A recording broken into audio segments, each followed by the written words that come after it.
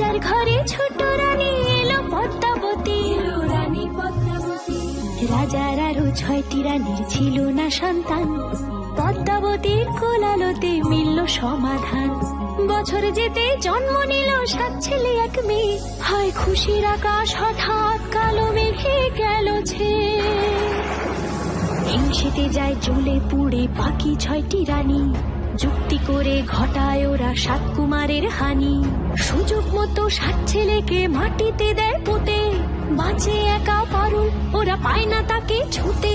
ধাইমা বাজায় সেই মেয়েকে বড় করে তোলে, 7 ভাইকে পায় যে পারুল 7টে চাপা ফুলে।